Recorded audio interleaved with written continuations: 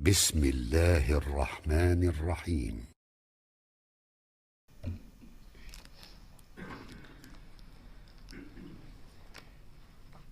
Neferi bir isimizden salavat okuyalım.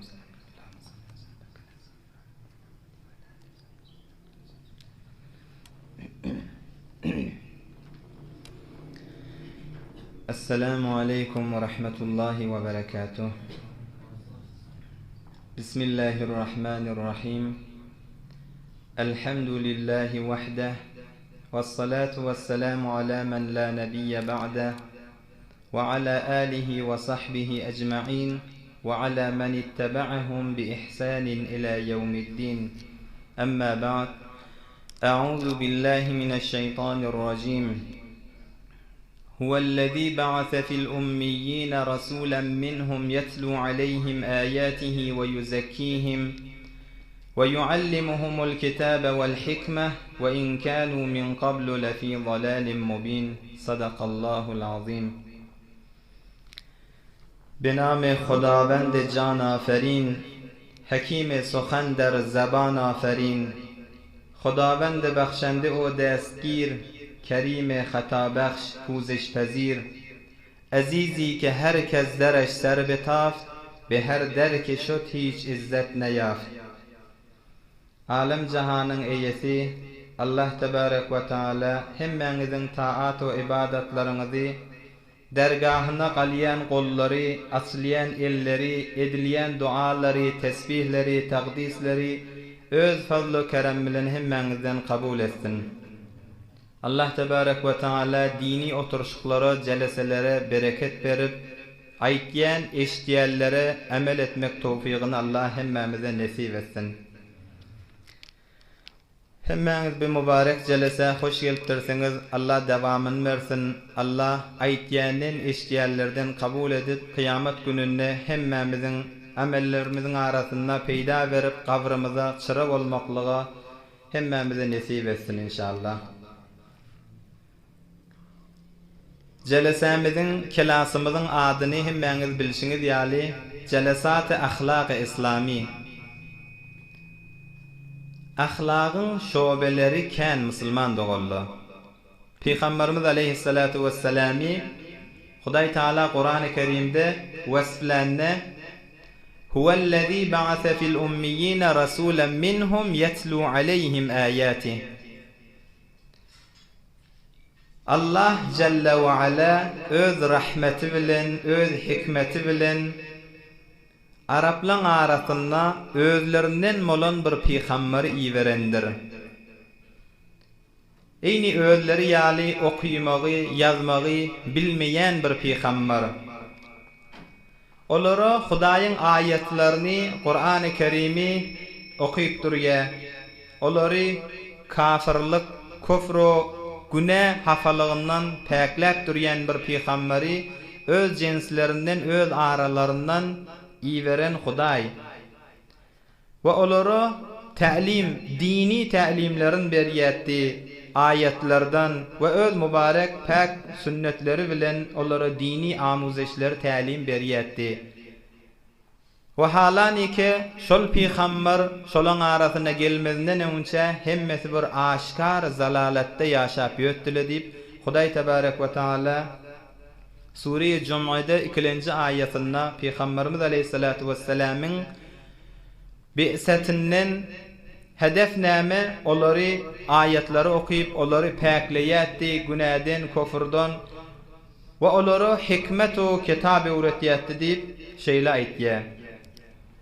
Müslüman doğullu Huday Teala Peygamberimiz aleyhi afdalus salatu vesselami meb'us edip iyi vermekliginden hedef pes iki zat bolle. Biri dini amuzeleri, dini öğrenmeli zatları keşamele etiqadat bolsun, Huday tanımak, Huday birlemek, Huday'a şerik getirmelilik. Ya ibadat bolsun, namazı nezre okuymalı, Hudaya nezre bende bolmalı, muamelat bolsun, muaşerat bolsun, sen içtimada berhordun adamla bilen nezre bolmalı. Şonu öğretmeden süreyim peygamberi iveriye. Emma ikincisi tekamül-i ahlakiga yeter ýaly adamla. Hemmäňiz bilýäňiz, eşitdiňiz, habaryňyz bar. Rasulullah aleyhi afdalus salatu vesselam peýgamber bolup gelmedinden öňçe asr-ı jahiliyetde näzire ýaşalýa, yürekli bir-birinden gara, yürekli bir-birine muhabbet ýok, arada gözeşt ýok, bahşiş ýok, bir-birine rahm ýok. Ya hemmäňiz habaryňyz bar, öz çağalaryny gyýdaglan, gyýjagaz dünýä gelen wagtynda ol maýy neng bilinýänmişdik. Ony her kim öz öýünden basymrak aýyrmaly, hiç kime bildirmeli, gyýdyň bolanyny şol agyda, şo tefekkür olan arasynda bar. Şol ahlaklary, biderek ahlaklary aýyryp, gaw ahlaklary öňküsýaly goýup, her jamiýede, her ferhengiň arasynda bir musbat menfi bolýa, gaw bidereklikle bolýa. Peygamberimiz aleyhissalatu vesselam de biderek ahlaklary, biderek ferhengleri ýok edip, tefkike ferheng, başga bir gaw ferhengli, öz jahiliyetiň içinde de bir ferhengli barmışdyk, biderek däw bolsa, olara ibtidai İslamda da zat edilmändir, şo garşyna galýa. Bäzi zatly jahiliyetde bar, soňram İslam dini gelenden soňram da şo biderek däw bolsa galýa. Ya şo wagtda Fars ýurdy, Rum ýurdunyň ferhengleri da eger biderek däw bolsa, ola da jaýlaşdyryp tefkike ferheng ol ibtidai İslamdan bar. Rasulullah aleyhisselam'ın gelmekligi biderek ferhengleri ayırmadan süreyim. Ol adamlaryň yüreklerinde garalyk ba, nefret ba, kine ba, kuduret ba, düşmanlyk ba, olar ayırmadan süreyim. Peygamberimiz aleyhissalatu vesselam ahlaklary men kamil etmeden süreyim geldim diye. Innema bu'istu li utemmima makarimel ahlak. Men ahlaklary kamil edeýin diýip Hudaý meni iýerdi. Ya ýene bir hadis şerifde aýtdy, innema bu'istu li utemmima husnal huluq. Men gaw ahlaklary kamil etmeden süreyim geldim diye. Be her hal ýanka aýdylşýaly o wagtda bir-birine rahm gözeşt ýok zamanada Peygamberimiz aleyhi afdalus salatu vesselam bir adamlary terbiyet berýär. Ozal bir-birinden gözeşt ýok bolsa, inni öz yiyecek zadyny aglyndan çykaryp oňa bermäni rady etýän adamlar terbiyet berýär.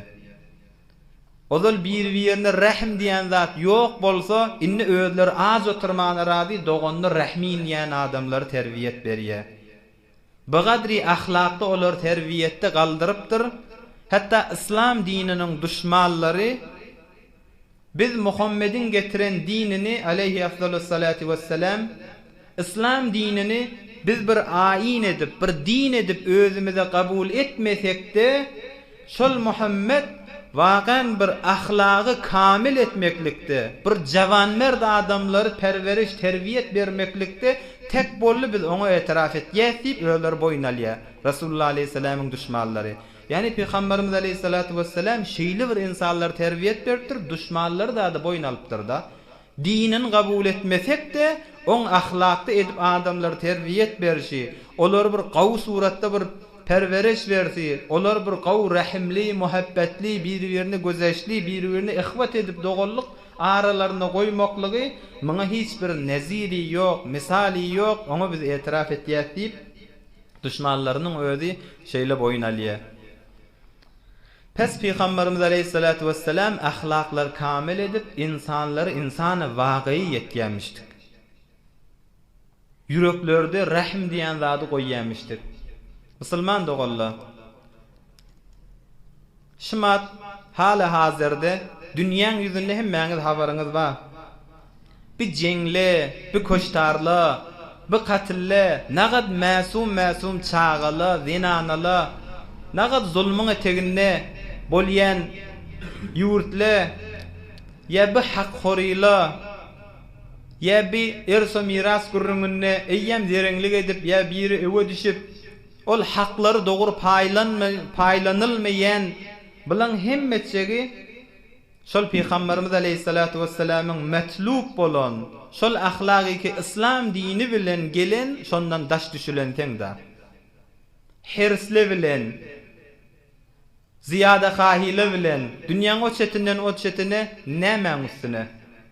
Nagat jeňle, nagat bir adamla bir güne adamlaň mezlumane dünýeden geçmekligi, katlaam bolmaklygy, hemmesi şu insaniyet wagyi ki Resulullah aleyhisselam o dinin terbiyet berýän ahlagyndan daş düşülensen, şu vaziyet şumat dünýäň gizi doçar bolupdy.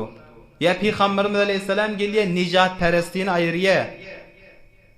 La farqa beyne arabiyyen ve acem. Arap acem arasında fark yok. Arap bolsun, beýleki bolsun, rengi ak bolsun, gara bolsun, aralarında farkı yok. Kim Hudaýa takwa bolsa, kim Hudaýdan gorkýan bolsa Allahyň ýanyna gawusy şo diýe. Hazreti Bilali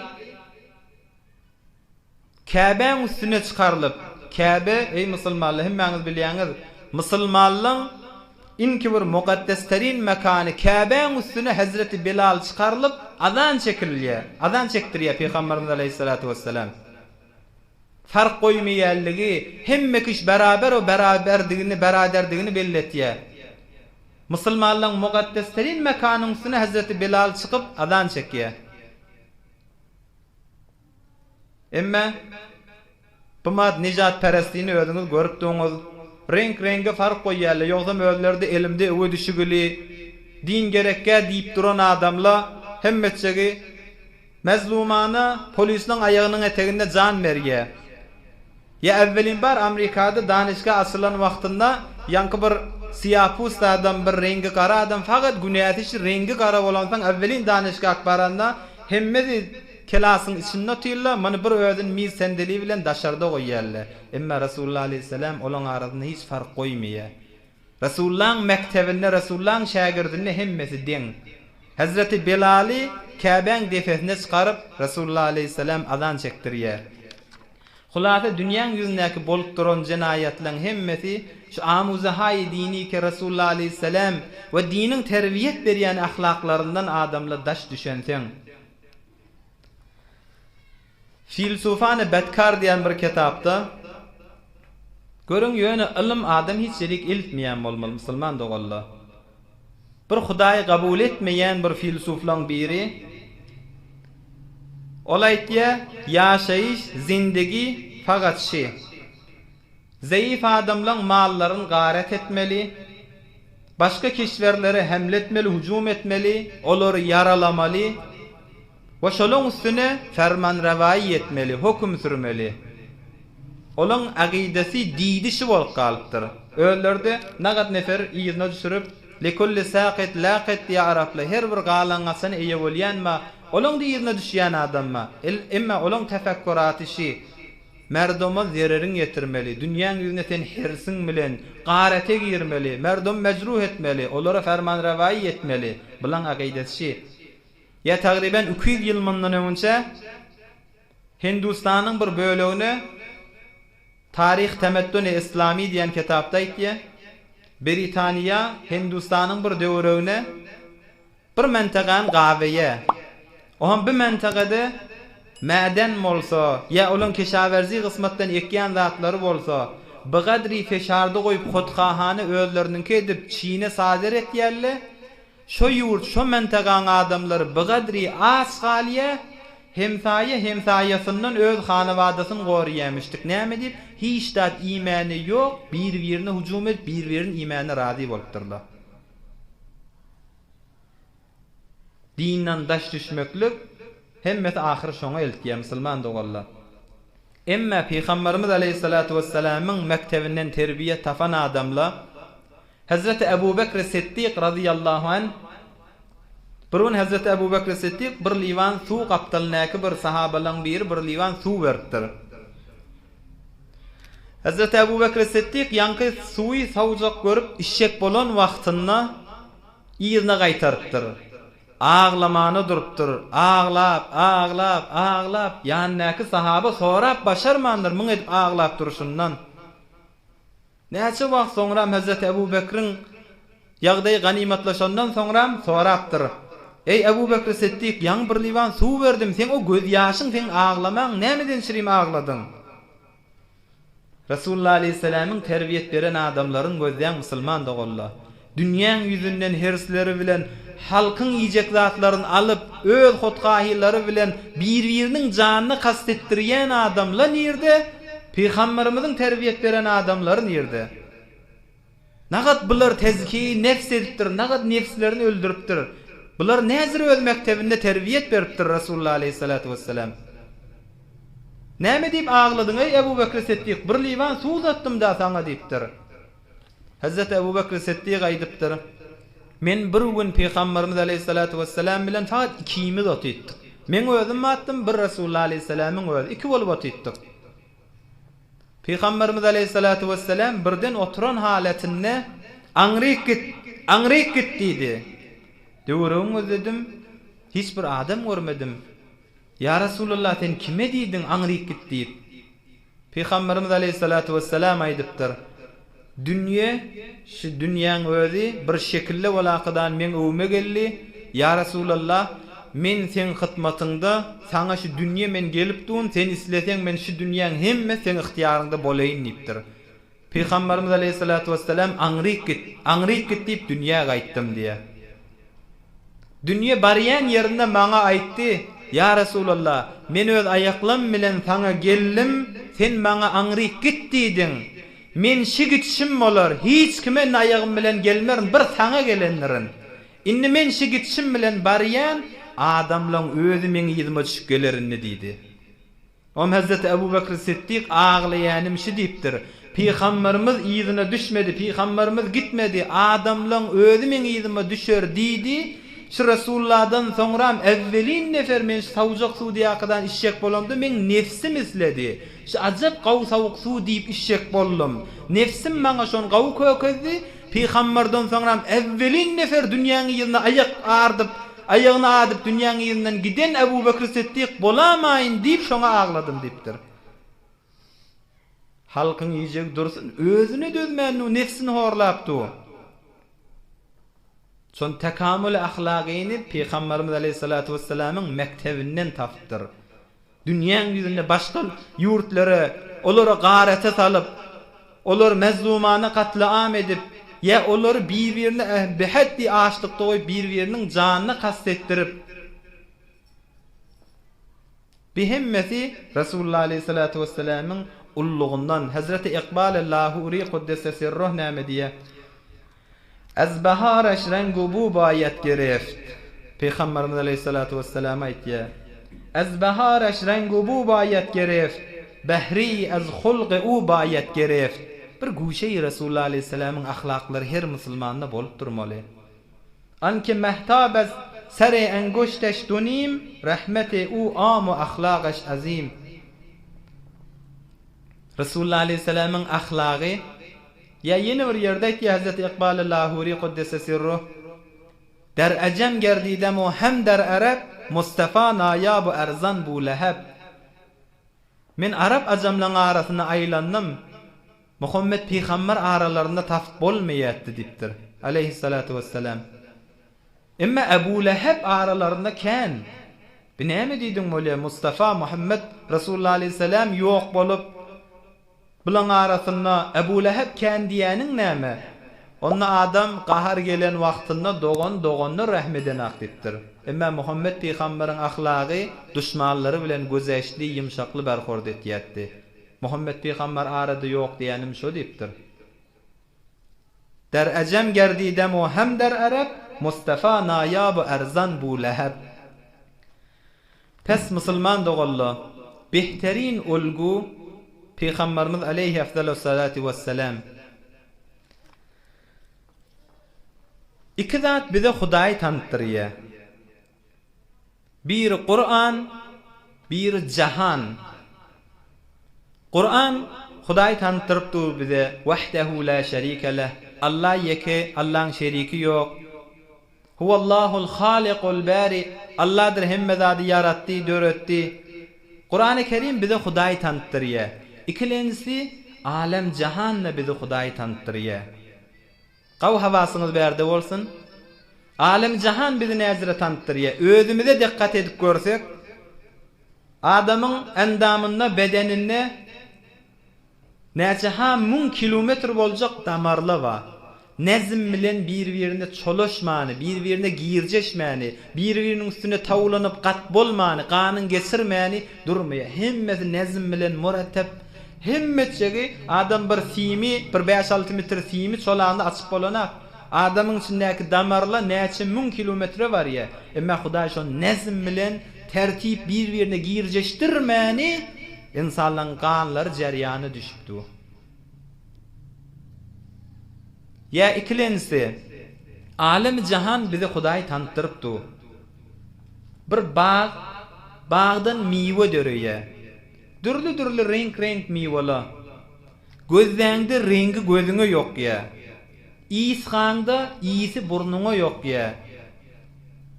Iýeňde tagam aglyňa ýok ya. Oň içindäki ba vitaminler seň jesmiňe ýok ya. Şu näzire döremel musulman dogalla.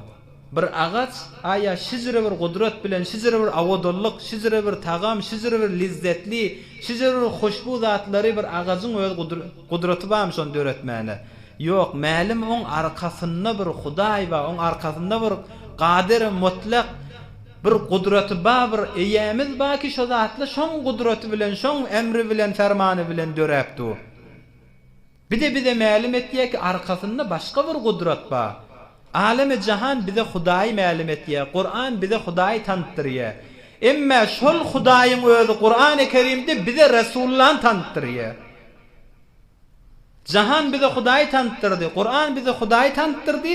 Emma şol Hudaýyň özü bize Resulullah aleyhi efdalus salatu vesselam tanıtdyrýar. Ey musulmanlar, laqad kana lekum fi Rasulillahi uswatun hasanah. Limen kana yerjullaha vel yevmel ahir. Kim ahiret gününi Hudaýyň razylygyny isleýän bolsa, Muhammed peýgamber men osby ulgu etip goýdum. Şoň ýerine düşseňiz, siz hem dünýäňiz hem ahiretiňiz abad diýär. Ol Qur'an jahan bize Allah'ın tanıtırıpdı, emma Allah'ın öz bize Resulullah aleyhisselam tanıtırıpdı. Ve inneke le'ala hulukin azim.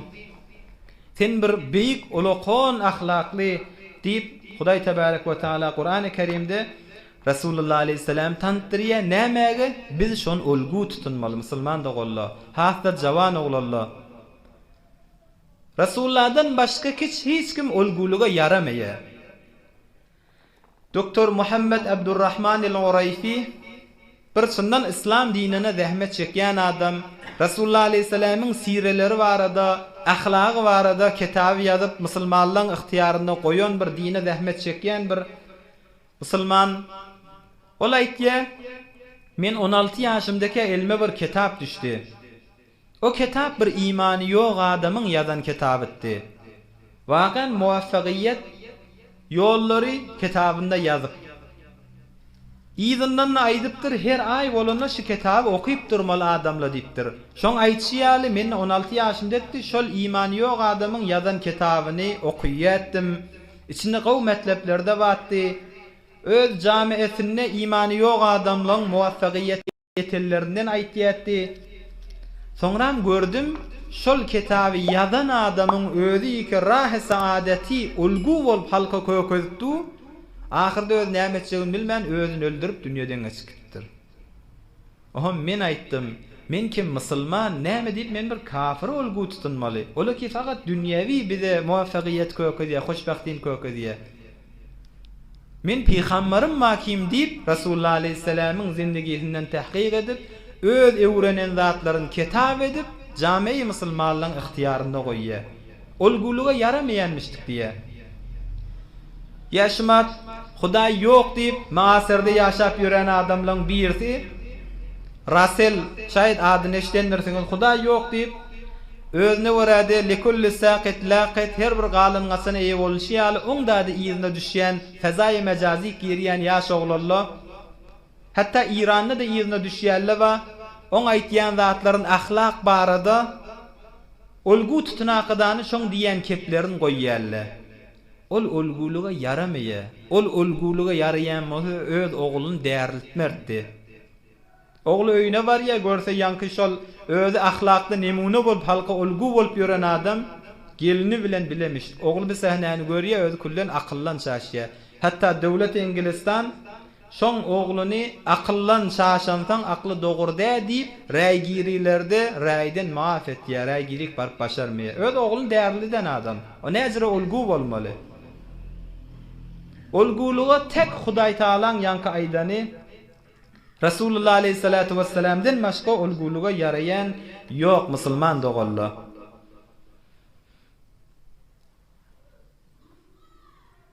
Peygamberimizin ýoly insanyň iki dünýä saadetinden sürýän bername berýän ýol. Oha müň içinde täze ýetip barýan jawan oglanlar, musulmanlar bilmeden gelen Rasulullah aleyhisselam marada, Kur'an marada, din marada, ağzı açýarlar we dil ýetirýärler we intiqad etýärler we eýem intiqada girýärler. Derhali ki intiqad her bir zadyň kanuny bar da, intiqad etjek bolsa, bir adam irad aljak bolsa kanuny bilmeli. Zisşenasik bir adam şumat intiqad etjek bolsa, behemin rahati barakadan kim intiqad et başarýar? Näçe kitaby sen okuýmaly bolýan, oňa ýetip bolmaly bolýan, ondan soňra intiqad etmeli. Kanuny şo. Näzire bolýan? Mujtehidler tanıyanak, mufassirler tanıyanak, muhaddisler tanıyanak, dinni mutaqaddimin mutaahhirinler tanıyanak, fuqahalar tanıyanak, hadisten ittila'i ýok, hiç bir dini amuzesi ýok. Onda da oturan ýerinde Hudaýa da dil ýetiripdi, dine de dil ýetiripdi. O şeytan onu arkalaya da. Ýoksa bir adam bir mallı adamın ýanynda bar ýa, sondan bir bedahlagyny görýär. Hay mally bolmak bijiri biderekmişdi o diýip mallan elçekmeýär. Ýene adam dünýäni gawurýar, ýyzynda gelýär ha. Emma şu dinin ýyzynda gelýän adamlardan irat tapylsa, dini be kolli sen rad etmeliler, ýa dilin ýetirmeliler. Hazreti Ali radıyallahu anh näme diýär? Hazreti Ali'nin aýtýan kefişi musulman dogolla. Hak bilen adamlar tanymaly. Sen hak bilen adamlar tany, adamlar bilen hak tanyma diýär Hazreti Ali radıyallahu anh. Olaqan kepa musulman dogon. Hak bilen sen adamlar tany. Hak dini tany, ohm adamlar tany kimin kemçiligi barlygyny. Emma sen kim bolup duran adamlar bilen adam bir ihtiyar var. İnsanyň bir ihtiyary var. Käde görseň ýalňyş işleýär, käde görseň dogry işleýär. Mumkinul hata adam. Sen ohm bu adam bilen hak tanyma. Hak bilen sen adamlar tany diýip Hazreti Ali radıyallahu anh şeýle aýtýar musulman dogolla. Çon hak Allah tarapdan pek, emma insan naqis. Pes aýtjak bolýanym, eýem din moratda, Hudaý moratda, peýgamber moratda dil ýetirip intiqad edip bir dünýä o dünýä ikisini ýakýarlardan bolamaýlyň. Hatda jawan oglanlar fezai mecazilarda görýän zatlaryňa allanyp hiç wagtda sen olan tefekkuratyna gitme. Sen behterini olgun Rasulullah aleyhi afdalus salatu vesselam ki onu Hudaý Taala'ň öýü täýid etdi. Ya bazıların etiqadi aqidesi şi İslam dini kullen bolmasa Urupaýly ýaly ýaşasak, son Urupaýly öwde hemme zatda teknolojide ola asry pişrefde. Emma diniň ýerine düşýärler bir naqis akıllary bilen dünýäyi modernde nazar berjek bolýarlar. Ýok musulman dogollar. İslam dini medeniyet bilen muhalifde, temettün bilen muhalifde. İslam hude medeniyet. Tarih temettün İslamini okuyup görseňiz ýa özüňiz görseňiz tamam ulamalar, tamam dini kısmatda ulama bolsa, hatta bir filsuflaň biri aýtýar, jahan İslamda alim ma bolsa pezeşkide de maharati barmyşdyr. Ya riyaziyatda, ya ýa-ni nujumda, ya pezeşkide, hendesede, be her hal her kısmatda hemmesiniň nakşy bar. İslam ilim bilen öýdi gelen dina. İslam ilim bilen öwrenmek bilen muhalifde, jedid zatlar keşfetmek bilen muhalifde. On diýen adamlar Urupa ýaly ýaşasaň, ola pişrefte diye mundan habary ýok, mundan gafil. Olaň özleri evvelin danışgahlaryň gurallaryna memarileri eýni islami danışgahlaryň memarisi bilen başladylar. Olaň özleri ilmi, tamamy teknolojide pişreflerini hemme zadyn İslamdan aldylar. Emma asly gazyeki dini İslam bolsun on rahat etdiler. Dinini almadılar. Ama tamamı ilimlerini hemmesini İslam dininden aldılar. Yoksa İslam hiç vakta medeniyet bilen, temettün bilen muhalif de. Ya Kur'an bir zamanında pasıhku bolup başarmaya, nauzubillah. Cevve muhiti talim verilişi 400 yıl bundan önceki ferheng şayet şu zamana bilen okuymasın. Ol ferhengi ki dini Kur'an'ı talim veriliptir, ol fark etsin. Amma Kur'an fark etmeye. O Kur'an hak bolup Huday Ta'alan sabit ustuvar edip kıyamete selim koyun zadi. Ol muhiti cevvi ki talim veriliptir dini, ol ütköse ütköye. Amma Kur'an ütkömeye. Kur'an her zamanna, her mekana, her vaqta Kur'an pasıhku bolup duruyor. Pes behterini olgu Huday Tebarek ve Teala bizlere Resulullah aleyhissalatu vesselam'ı olgu etip koydu. Resulullah aleyhissalatu vesselam'ın izine düşmeklikte hem dünya hem ahiret saadet şon üstünde badip Huday Tebarek ve Teala bizlere laqad kana lekum fi Rasulillahi uswatun hasene limen kana yercullaha vel yevmel ahir. Ahiret günü Allah'ın rızayetinin yerine gelen adamlara Resulullah aleyhissalatu vesselam behterine olgu deyip bizlere Huday Tebarek ve Teala tayid edip bizlere tavşiryen Resulullah aleyhissalam olukon olgulun birisi. Bir mevzun cembendi etsek Huday Teala Araplan arasında özlerinden olan bir okuyup bilmeyen, yazıp bilmeyen peygamberi iyi verdi. İyi vermekliğinden ne hedef iki zat bollu. Bir ta'lim dini öğretmeklik, o birisi tekamül ahlaki, ahlakların kamil etmeden çilimki nemunasını Hazreti Ebu Bekir Siddiq'i gördük. Ya başka sahabelerki aralarında hiçbir rahim yok vaktinde, birbirini güzeş yok vaktinde, taife birbirini öldürüyen vaktinde, taifeleri birbirini doğan edip, birbirini yumuşak, muhabbetli, güzeşli, İsarger edip şeyle adamları camiye tevil verdi. İnşallah inniki hefte Celasat-ı Ahlak-ı İslami deyip klasımızın adına koyduk. Caygah-ı Ahlak-ı İslami inşallah inniki celasede Peygamberimiz Aleyhissalatu vesselam'ın mübarek sözleri bilen Ahlak-ı İslami'nin caygahı Resulullah Aleyhisselam'ın tavşirişine vere, ayşine vere İnşallah şondan gurrun ederiz. Huday Tebarek ve Teala aydandan işlerlerden kabul edip hemmemize iki dünyada saadet versin inşallah. Huday Tebarek ve Teala hemmemizi imandan ayırmasın. Aciz ve zayıf olup dünya gellik, aciz ve zayıf olup dünyadan geçecek vaktimizde Allah bizi nur-i iman bilen kuvvet verip güçlendirsin. Hiçbir servet ve darayimiz bolmani, şudur şumuza eniden dünya gellik. Yine de adam hemme zadın darayisini tamam epberk giden vaktında Allah bizim darayimiz öz imanımız edip kaptılımızda hemrah edip iman bilen dünyadan geçmek Allah hemmemize nasip etsin inşallah. Vesselamu aleykum ve rahmetullah ve ahiru da'vana enilhamdülillahi rabbil alemin. Ötellen ruhşat bulur yal bir elhem üç kulullah qib o merhumlara da dua edelim.